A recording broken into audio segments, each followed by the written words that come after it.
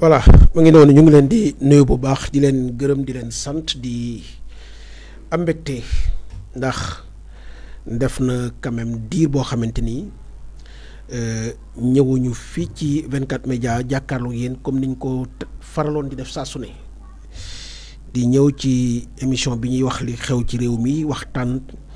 ci lépp loo xamante ni ñeel na doxalinu réew mi. ñuy sant yàlla bu baax nag di julli ci yonent bi di rassurer nit ñi jàmm ak salaam la woon ñu nekkoon ci ay yeneen yitte yoo xamante ne ñooñu xawoon a tënk ba donc mënuñu woon honorer comme niñ ko amee woon habitude di ko def ci lépp loo xamante ne actualité la ñu doon ñëw fii ci seen kanam ci teew ci seen kanam ci 24 médias di ci waxtaan ak yéen di ci waxtaan ak dal di ci waxtaan ak xel. waaye itam di ci waxtaan ak worma ñuy sant yàlla bu baax di julli ci yonente bu tedd Muhammad sallallahu alayhi wa sallam ñuy ziyaare ñëpp ci tàmbali kilifa diine yi nuyu ñëpp ñi nga xamante ni suñuy internetu biir réew la ak bitim réew ñuy ñaan jàmm ci réew mi comme niñ koy faral di def saa su ne di nuyu en tout cas ñëpp ñi nga xamante ni tàyyi wuñ di ñu woo ngir laajte lan moo tax live yi arrêté. Jàmm la woon rek comme ni ma ko waxee sànq nekkoon ci ay yitte yoo xamante ne ñooñu tënkoon di ay yitte jamono ñuy sant bu baax a baax a baax ndax lépp jaar na ci yoon ñu fas yéene tey nag waxtaan ci actualité mais balaa ñoo tàmbali dañuy jukki ay kàddu njaal jëmale ko ci ki nga xamante ni moom mooy soxna Momy Seck soxna Momy Seck ñun ñëpp. Sénégal gépp maase nañu am mettit lool ci li nga xamante ni moom mooy génnam àdduna mu nekk lu tiis loo xamante ni dal na ci kaw ki nga xamante ni moom mooy Bougane Gueye Dany mais itam njabootu Thione Seck ndax Momy doomu Thione Ballago Seck la nekkoon soxna ci ki nga xamante ni moom mooy Bougane Gueye Dany di njiital groupe des médias ñu koy jaal bu baax di ko jaal toute la famille Seck mais di ko jaal également ñëpp ñi nga xamante ne ay bokkam lañu di ñaan yàlla mu xëpp yërmande ci kawam daal di ko xare àjjana yi gën a kawe di wax ne nag ndaw ki nga xamante ni moom mooy soxna Momy Sénégal gépp maase nañ ci jikko yi nga xamante ne jikko woon na ko maanaam lim fi jot a nekk yëpp malgré position sociale bi nga xamante ni yàlla dogaloon na wërsëkal ko ndax doomu Thione Seck wëlbati ko nekk soxna ki nga xamante ni moom mooy Bougane Gueye Dany loolu yëpp ay privilège la yoo xamante ni moom mosu ci fësal dara donc elle a toujours été dans la totale discrétion du lenn loo xamante ni sénégalais yi dañ ko ci doon dégg. loolu nag nekk loo xamante ni ab jàngale bu rëy la boo xamante ni daf ko fi bàyyi ñu ñaan yàlla en tout cas mu xëpp yërmande ci kawam daal di ko xare ci àjjana yi gën a kawe bu ñu jógee ci ki nga xamante ni moom mooy soxna Momy Seck ñu yëkkati ay kàddu jaal ci ki nga xamante ni moom itam moom mooy Maimouna Sadio moom itam nekk ndaw koo xamante ni elle est partie à la fleur de l'âge mu nekk mbetteel bu mag ci ñëpp ñi nga xamante ne xamoon nañ ko ñu gënoon ko xam nag ci Facebook ci réseaux sociaux yi ci turu Mounass la capricieuse nekkoon ndaw loo xamante ni dëgg la at yi bëriwul waaye engagé woon na ci politique ci parti bii di Pastef daal di ci wone en tout cas jom ju mat sëkk waaye itam engagement ak bëgg réewam. donc loolu nekk loo xamante ni ab jàngale la mu bàyyi ko fii ndax dafay wane rekk ni engagement ngir bëgg sa réew jëm kanam amuluy at te ndaw ñi taxawaay bi nga xamante ni am nañ ko ci réewu Sénégal jàpp nañ ni lu ñu war a gën a encourager la parce que l'avenir de ce pays en réalité repose sur cette jeunesse. te kii di Maimouna Sadio daf ko wone ba mu mët sëkk en terme d'engagement du lenn loo xamante ni daf ko ci doon tricher wala en tout cas mu ci dellu ginnaaw donc ñu koy jaale toute la famille donc des patriotes principalement ki nga xamante ni moom mooy njiital Pastef di Ousmane Sonko, mais itam tout le directoire de Pastef, mais également tous les militants ak ñëpp ñi nga xamante ni yàlla dogaloon na ñu miin ko ràññee ko doon jëflanteeg moom ñu ngi leen koy jaal di ñaan yàlla mu xëpp yërmande ci kawam xare ko en tout cas àjjana yi gën a kawe. alors bu ñu jógee ci ki nga xamante ni moom mooy Maïmouna Sadio ñu gën ko xam ci Mounass la capricieuse ci réseaux sociaux yi, dañuy jàll ci beneen tiis boo xamante ni dafa dal sunu kaw muy soxna sunu doom di Souleymane Faye. soxna si ñu ngi ko doon wooye Komo Thérèse Gueye Faye, donc nekkoon soxna yi Souleymane Faye moom itam nekk un jeune boo xamante ni mu ngi woon foofu ci Ziguinchor, foofu la nekk di fa résider di fa liggéey, nekkoon fa ak soxnaam sii di Komo Thérèse Gueye Faye. ñu nekk ay ndaw ñoom itam engagé wu bu baax a baax ci lépp loo xamante ni dafay jëmale réew mi kanam, ndax ràññee nañ ko ci ñi nga xamante ne moom mooy patriotes yi. Souleymane Faye di doom ci ñun, ndax ki nga xamante ni moom mooy baayam di Waly Faye mag la ci ñun, ñu leen koy jaal bu baax, di ko jaal Waly Faye, di ko jaal ki nga xamante ni moom mooy Koura Ndiaye, mais di ko jaal Souleymane Faye nga xamante ni wax dëgg yàlla sunu doom la, yàlla dogal mu takk ci ñun lool lii bu dalee ci kawam dafay métti ci ñun lool, ba tax na moom itam ñu ngi koy ñaanal sunu borom mi nga xamante ni dara tëwu ko, mu baal ko ay bàkkaaram daal di ko tàbbal ci àjjana yi gën a kawe. Jules, ñu lay wax ne àddina moom nii la, métti na trop waaye sunu borom lépp lu mu def rek looloo gën. Donc mu nekk nag wax dëgg yàlla ay jamono yoo xamante ni réew mi ñàkk na ci ay nit ñu baax, ay nit ñu màgg, ay nit ñoo xamante ni dëgg-dëgg seeni at ci kaw suuf dëgg la bëriwul, waaye bàyyi nañ fi woy woo xamante ni woy wu rafet la, bàyyi fi en tout cas loo xamante ni dinañ ci xale yi war nañ ci gën a sukkandiku, ndax loolu rek moo am solo. Nit ki comme dëdd du ñàkk saa su ne, waaye nañu fexe ba lépp rafet, lu fi waaye nekk ci kaw suuf rek na rafet, ndax lépp ci ay nettali lay mujjee.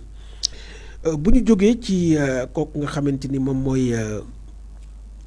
sunu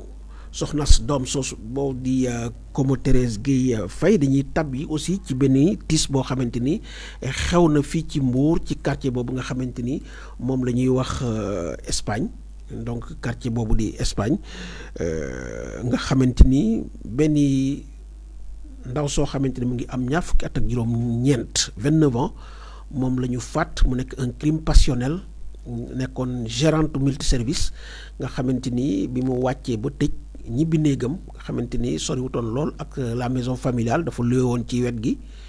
fa la ko en tout cas jàpp nañ ne ki nga xamante ni moom la doon génnal, en tout cas am na daal lu ñu doon seq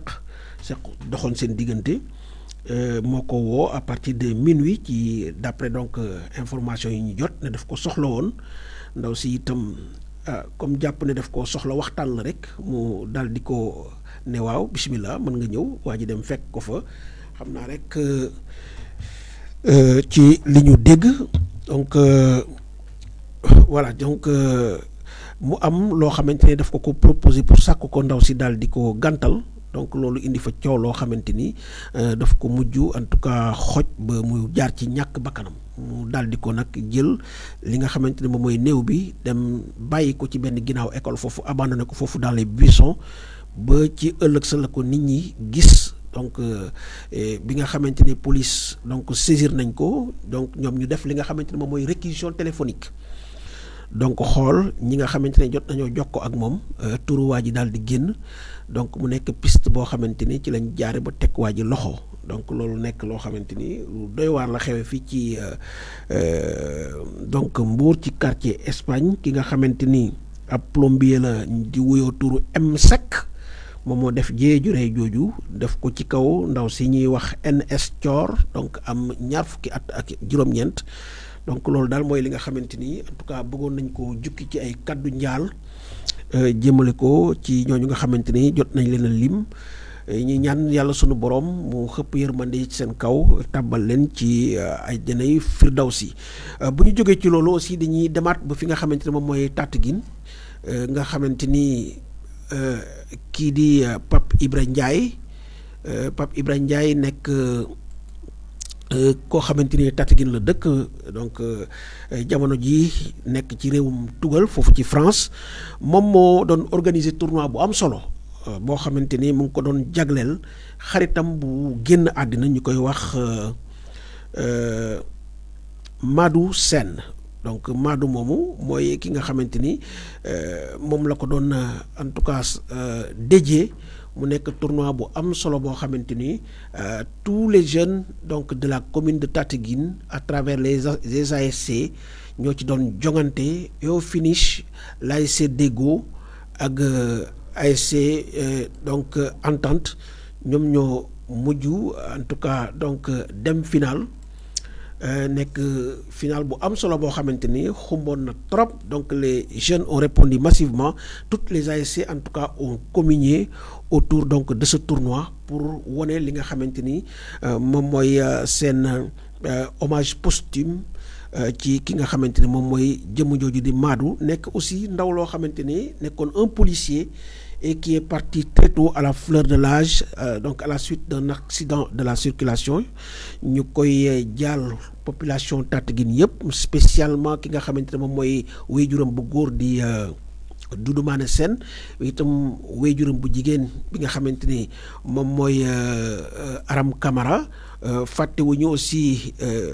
papam bu ndaw di Massène Sène mais également ay bokkam yi nga xamante ni bokkoon nañ ci délégation bi nga xamante ne Massène moo ko conduire ku ci mel ni Chérif Bounama Faye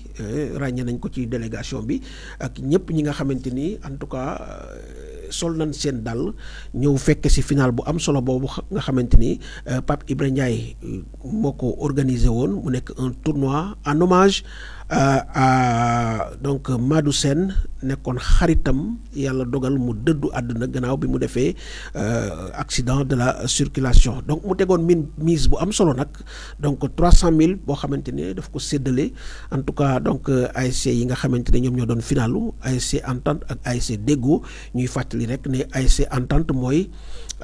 donc moom mujj gàddu ndam li ci kaw ASC Déggo mais li ci amoon solo mooy tout simplement communion bi nga xamante ni moo am ci diggante ASC yi donc ñu def ko dans le fair play mais également def ko en souvenir à ce jeune nga xamante ne seen morom la woon doon ànd ak ñoom di Madou Sène ñuy ñaan yàlla donc yàlla xare ko àjjana baal ko ay bàkkaaram di féliciter bu baax ki nga xamante ne moom mooy les organisateurs ku ci mel ni Momar Fall nga xamante ne daanaka mën nañ jàpp ne tout ce qui est organisation moo ko fa yenn woon def ko it ci anam yu am solo ñi ciy féliciter aussi ki nga xamante ne mooy Mamadou Samb le noble parce que c'est grâce à lui qu'on a eu donc ces photos donc di aussi remercier la présence du chef de village ngeen di gis comme ça sur l'image muy joxe li nga xamante ne mooy jeu de maillot bi mais également ñëpp ñi nga xamante ni teewoon nañ ci ndaje bu am solo boobu nekk le tournoi organisé par Pape Ibra Ndiaye nekk doomu Tataguine nekk foofu ci diwaanu France doon en tout cas fàttaliku ki nga xamante ni moom mooy Madou Sène nekkoon xaritam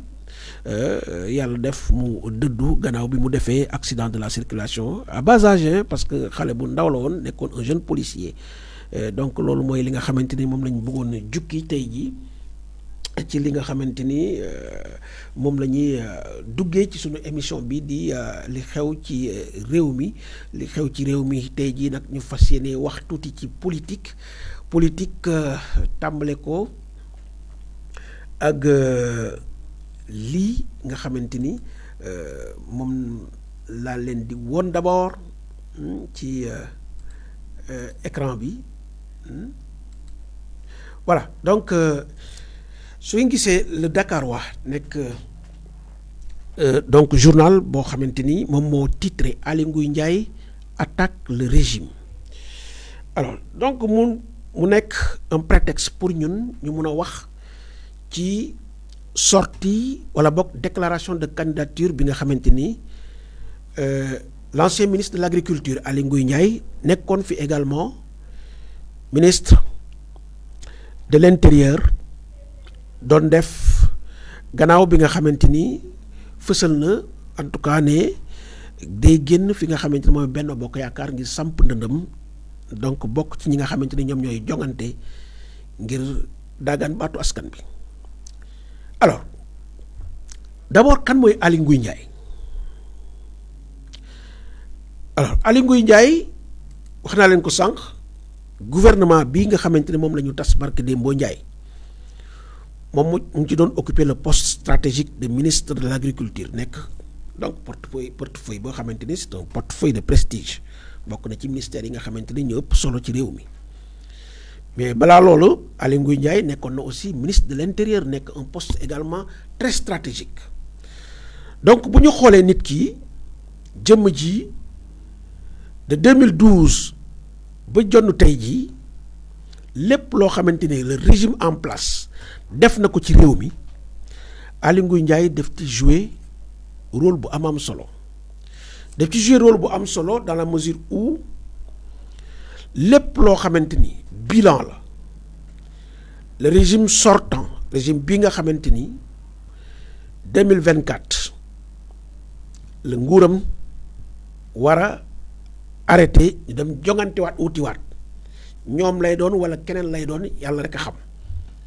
waaye 2012 ba tey jii lépp loo xamante ni régime bi def na ko muy lu baax muy lu tane muy lu bon daf cee bokk jouer ci rôle bu essentiel wax naa leen ko sànq daf ci jouer rôle bu essentiel parce que tout simplement pratiquement poste stratégique la ci occupé bu ñu jëlee le ministère de l'intérieur nga xamante ne Aly Ngouille Ndiaye occupé na ko daf ko permettre mu jouer ci rôle bu important parce que boo nekkee ministre de l'intérieur yow yaa jaboote l'administration territoriale donc Aly Ngouille Ndiaye nekk na koo xamante ni il connaît très bien le territoire sénégalais en termes de maillage administratif parce que moo jaboote sous-préfet yi jaboote préfet yi jaboote gouverneur yi kon ku mel noonu dara réeru ko en termes donc de politique territoriale. Aly Ngouille Ndiaye en tant que ministre de l'intérieur moom moomewoon la police bu ñu nee yaa jaboote police nekk seen patron loolu ku nekk xam na ni ça veut dire ce que ça veut dire li fi xew yépp police def ko donc il est comptable dans toutes les actions yi nga xamante ne la police jot na ko def muy loo xamante ni sénégalais yi kontaanuñu ci jamono bi nga xamante ni nekk na ministre de l'intérieur donc il est totalement responsable de tout ce qui s'est passé durant cette période. Aly Ngouille Ndiaye en tant que ministre de l'intérieur ku nekk xam na ni moo jaboote la DGE bu ñu ko waxee moom mooy la direction générale des élections direction générale des élections ku nekk xam na ni c'est une structure boo xamante ni dafa stratégique pour la bonne et simple raison que lépp loo xamante ni dafa laal ci fichier électoral bi laal ci li nga xamante ni en tout cas mooy organisation élection yi nga xamante ni ñoom ñoo am Sénégal Aly Ngouille Ndiaye xam na ci lu baree bari def na ci lu baree bari donc voilà quelqu'un boo xamante ni bu ñuy citer les personnalités centrales yi nga xamante ni ñoom ñooy ëpp responsabilité de 2012 à 2023 dañ ci citer ki nga xamante ne moom mooy Aly Ngouille Ndiaye mu nekk une personnalité centrale une personnalité principale dans le bilan matériel comme immatériel du régime du président Macky Sall donc kooku tey moo génn ci régime boobu journal bi titré ne Aly Ngouille Ndiaye attaque le régime mu nekk loo xamante ne nag dëgg-dëgg dina naqaree dégg pour quelqu'un qui a fait l'alpha et l'oméga de ce régime aujourd'hui bi bu bëgg a wëlbatiku raxas ci ay loxoom ba mu set wecc bu nga doon ki nga xamante ni moom mooy attaquer ce régime. À la limite aucun Sénégalais mënul accorder crédit à un tel titre. kon fi mu bëgg a ñëw rek mooy Aly Ngouille Ndiaye dégg nañ ko démb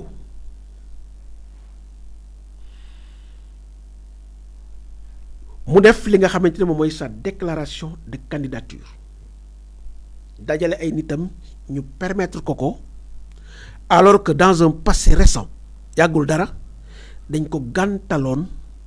un certain Ousmane Sonko nga xamante ne mooy njiital Pastef te jamono bañ ko koy gàntal nekkul kaso condamné wuñ ko amul benn këyit boo xamante ni war naa mun a tax wala décision boo xam ne war a mun a tax ñu gàntal Ousmane Sonko mu dem fekke ji li nga xamante ni moom mooy son congrès d'investiture. Donc ngeen gis ni cette politique de 2 poids 2 mesures bi nga xamante ni état bu Sénégal mu ngi koy continuer di ko wéy di ko doxal mais itam di ci léser gravement benn parti politique nga xamante ni moom mooy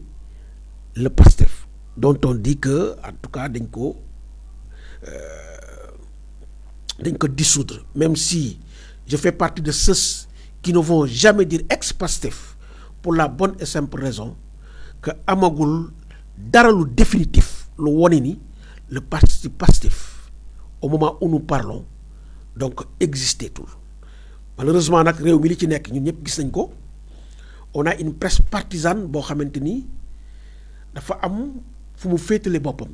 kenn féetalu ko fa ñoom ñoo fa féetale seen bopp.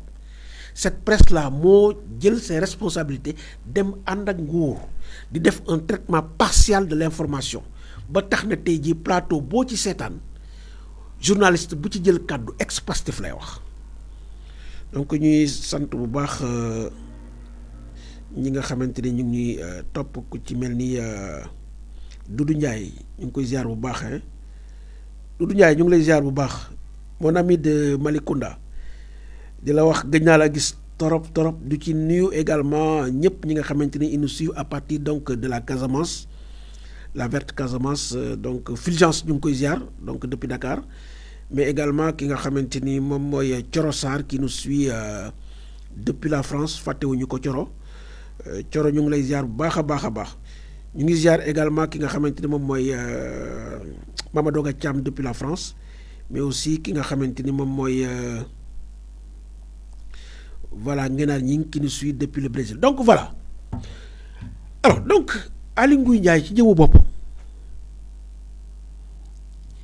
ñëpp xam nañ ni si le choix du président s'était porté sur lui aujourd'hui il n'en serait pas là. Donc c'est-à-dire que du bere waasoom donc su beree waasoom c'est parce que tout simplement le choix du président s'est porté sur Amadou Ba parce que ñëpp xam nañ ne ils étaient au moins 5 à 6 yoo xamante ne c'est ay prétendants des candidats à la candidature ngir jàpp ne ñoom war nañoo mën a wéyal liggéeyu président Macky Sall jusqu'en 2035 parce que loolu la Amadou Ba wax donc moom la woon Amadou Ba donc Amadou Ba Aly Ngouille Ndiaye mais également ki nga xamante ne moom mooy Abdoulaye Daouda Diallo Mame Boye Diao Moustapha Diop ak ñeneen bref donc li ñu war a jàpp mooy fi kenn nelawul et les Sénégalais sont assez intelligents pour comprendre que yenn candidature yii nga xamante ni ñu ngi koy gis muy Aly Ngouille Ndiaye muy Mame Boye Diao ak yeneen muy Boun Abdallah Dionne ak ñeneen c'est des candidatures du président Macky Sall. À titre d'exemple bu ñu jëlee ki nga xamante ne moom mooy Aly Ngouille Ndiaye rappelez-vous de l'histoire des cartes d'identité nationale coow li bari woon na ci torop mu am loo xamante ne ay tuuma yu ñu yëkkati woon gàll ko ci ndoddam jamono ji ñuy wax ba léegi du lenn loo xamante ni leer na ci d'ailleurs y a un chroniqueur un journaliste donc ci benn këru tasum xabaar bu wax ne on nous a facturé les cartes d'identité à 5 millions l'unité c'est-à-dire que carte d'identité bu sénégalais yor rek na jàpp ne juróomi million dañ ko jaayee jamono jooju Aly Ngouille Ndiaye mii moom moo nekkoon ministre de l'intérieur donc loolu nekk loo xamante ni ci bëtu sénégalais yu bari dafa laaj ñu indi ci ay leeral donc est-ce que vous pensez ku mel noonu parce que nguur la plupart ñi nga xamante ni dañuy jaar ci nguur c'est des gens yoo xamante ni ils traînent des casseroles danañ fa bàyyi un héritage boo xamante ni président de la république daf ciy sukkandiku pour mun leen a téye donc si le président de la république laisse faire mu am une floraison de candidature yoo xamante ni ñëpp ñu ngi jóge ci l'appareil du régime bi donc on n'a pas besoin d'aller chercher loin pour comprendre que candidature yu bëri donc c'est des candidatures qui ont la bénédiction du chef de l'État donc président Macky Sall moom moo bàyyi ñenn ñi pour ñu dem defi ay seen candidature parce que loolu yëpp c'est une technique bien huilée pour en tout cas garder électorat bi nga xamante ni xëy na jombul bu fekkente ni dafa ñëpp dañoo nekkoon au sein donc de la mouvance présidentielle mu tànn kenn kooku mun na am ñoo xamante ni duñu d'accord ci tànneefam dem voter ji ailleurs wala sax ñu toog seen kër bañ a voter alors si on laisse un Aly Ngouille Ndiaye mu dem dans le Jolof jombul il pourra cristalliser li nga xamante ni moom mooy l'électorat di Jolof on laisse ki nga xamante ni moom mooy Mame Boye Diao il pourra cristalliser donc l'électorat di Fouladou ainsi de suite donc c'est pour vous dire que nit ñi waruñu am des difficultés pour comprendre qu'en fait ce que le président de la République veut mooy faire en sorte que avec donc le parrainage mu fexe ba l'essentiel des candidats yi nga xamante ni ñoom ñoo nar a concourir en 2024 nekk des candidats pratiquement issus de la mouvance présidentielle parce que si toutefois Aly Ngouille Ndiaye jàll Amadou Ba day jàll Aly Ngouille Ndiaye day jàll Mame Boye Diao day jàll donc déjà 3 candidatures donc bu ci yokkee ñaar certainement un Khalifa Sall ou un Idrissa Seck parce que ñëpp xam nañ ne l'histoire de Pastef c'est une question de vie ou de mort ñoom dañ ci gar seen bakkan je sais que je ne dis pas que y aura pas la candidature de Pastef parce que lu mën a nekk la nag mais au stade où sont les choses tout prête en tout cas à ce que ñoom dinañ def lu tout pour que Ousmane Sonko du bokk te loolu nag dafay dépendre ci taxawaayu sénégalais yi dafay dépendre ci taxawaayu Pastef moo tax beaucoup de choses vont se passer d'ici 2024 beaucoup d'eau va couler sous les ponts parce que nag ku gis dayoo Ousmane Sonko gis le travail qu'il a fait au sein de cette jeunesse gis le travail que Pastef a abattu de 2014 ba jënu tey jii 2016 plutôt ba tey jii nga xam ne c'est un parti qui a fait du chemin qui a beaucoup travaillé ce qui lui a valu tey le statut de numéro 1 dans l'opposition sénégalaise parti bu toll noonu nag boo taxawee ne du bokk teg ko nag ci loo xamante ni dëgg-dëgg ñëpp xam nañ ni y a beaucoup de choses qui se sont passées ñu jaarale ko ci justice jaarale ko ci yeneen institutions yoo xamante ni dañu waroon nekk au-dessus de la mêlée ñëpp xam nañ ni du doon lu yomb d'ici 2024 donc c'est pour vous dire que ku yaakaar ne mbir yi dina yomb d'ici 2024 c'est mal connaître li nga xamante ni moom mooy politique moi je dis souvent que képp koo xam ne tu es un émotif maanaam koo xamante ni dafa gaaw a tiit koo xamante ni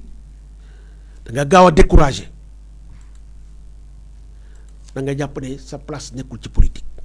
Les émotifs n'ont pas leur place en politique. Et ça c'est extrêmement important. Donc dañu toll foo xamante ni Sénégal dafa laaj changement de paradigme parce que ku nekk xam na ni de 1960 à nos jours plus de 60 ans c'est un éternel recommencement du lenn loo xamante ni soppeeku fu na régime bu ñëw rek copier-coller presque nga fi indi. Et ça me fait très mal quand je vois nit ñi naan président Macky Sall lim fi def benn président mosu ko def mais su may dégg nit ñi di wax loolu moi je me dis que Sénégal dëgg-dëgg seen gis-gis ndaw na. On est un peuple qui n'est pas ambitieux parce que Sénégal réew bu ndaw la réew bu tuuti la 18 millions d'habitants te xam naa ne avec ces jeunes qui ont fui le pays jaaree ko par les pirogues pratiquement 1 million de jeunes ont quitté ce pays donc on revient à 17 millions. Alors 17 millions boo ko comparé à certains pays africains tu te rends compte que le Sénégal c'est un petit pays parce que boo jëlee la capitale Lagos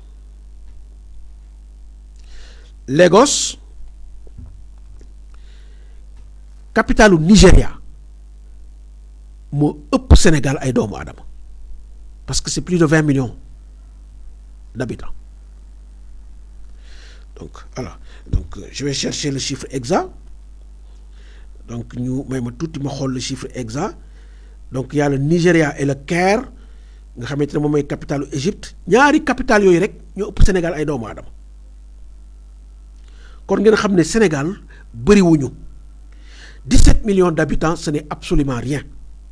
par comparaison bien entendu ñi nga xamante ni mooy réew yu mag yi. Donc c'est pour vous dire que attends je vais vous chercher les chiffres xaaral ma xoolal leen chiffres yi je vais vous chercher les chiffres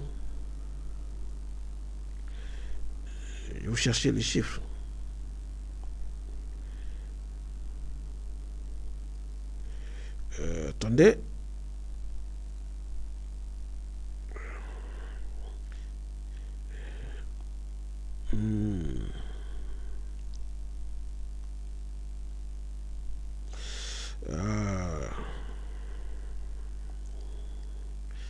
voilà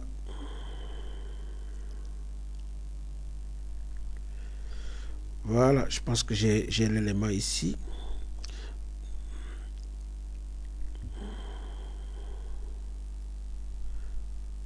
Voilà.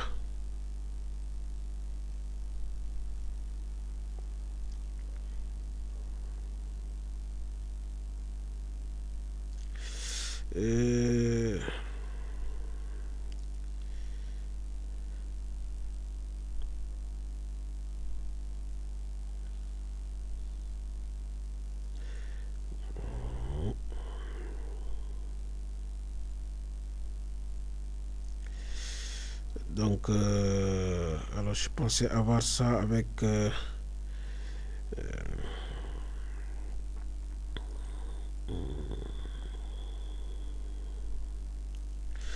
voilà.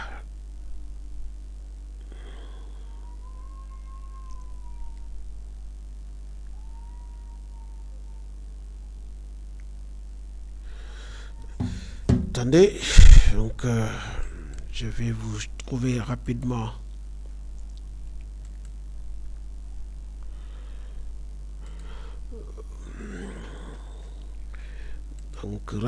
je vais vous trouver ça.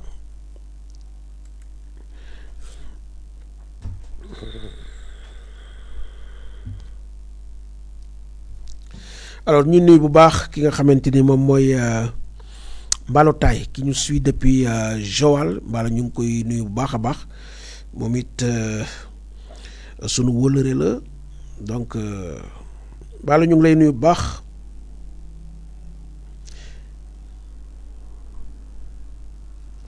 Alors ñu ngi nuyu Mathias Dewey ñu ngi koy nuyu bu baax moom itam alors donc voilà Lagos c'est 22 829 561 habitants donc mu ngi noonu boo jëlee ville bi nga xamante ni moom mooy le Caire nekk fi nga xamante ni moom mooy capitalu Égypte. Moom itam pratiquement moo ëpp la population sénégalaise. On va chercher le Caire.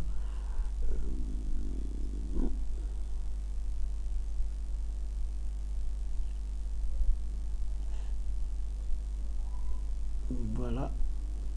Alors, le Caire 24 439 000 habitants. Donc ngeen gis ni ñaari dëkku Afrique yooyu rek laa la wax. Rek seeni capital ñoo ëpp ay nit Sénégal ba mu daj rek boo jëlee population Sénégal yëpp benn capitalu Nigéria moo ñu ëpp nga jël population Sénégal yëpp capitalu Égypte moo ñu ëpp donc ngeen gis ni Sénégal bëriwuñu dëkk bu ndaw la en termes de superficie. Dëkk bu ndaw la en termes de population alors où est le problème pour un pays qui a pratiquement yàlla dimbali ni ñu may ñu pratiquement lu baree bari ci meññeent donc ay ressources naturelles parce que dëkk bu mel ni Sénégal bariwul ay nit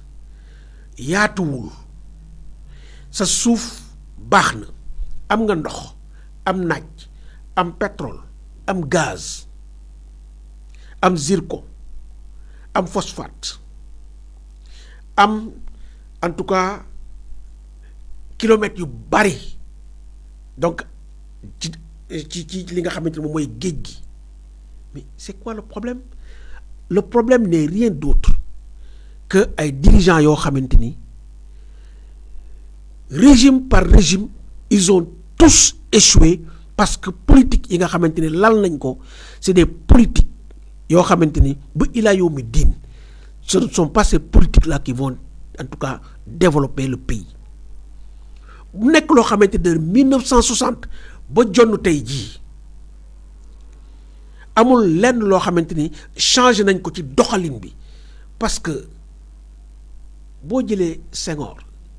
moo fi jiitu def li muy def Abdou Diouf est venu il n'a fait que du Senghor mais à la place Abdou Diouf lañ ko askanale Abdoulaye Wade est venu il n'a fait que du Abdou Diouf Macky Sall ñëw il n'a fait que du Abdoulaye Wade donc amul dara loo xam ne soppeeku na fi dara pour nga xam ne ñii li nga xamante ne président de la République def na ko fi en termes d'infrastructure pour nga xam ne du dara da ngay génn réew mi xool ci réew bu toll nii réew bu ndawee nii ngay bakkoo un train TER boo xamante ni c'est une infime partie du pays lay desservir yeggul sax fi nga xamante ni moom mooy chose comment dirais-je yegg seegul sax aéroport Blaise Diagne alors que la logique mu ngi bëggoon quand même ñu dekkalaat le train bi nga xamante ni moom mooy Dakar Bamako pour en tout cas en termes de maillage du pays ñu gën a laal le territoire sénégalais ci anam bu gën a mag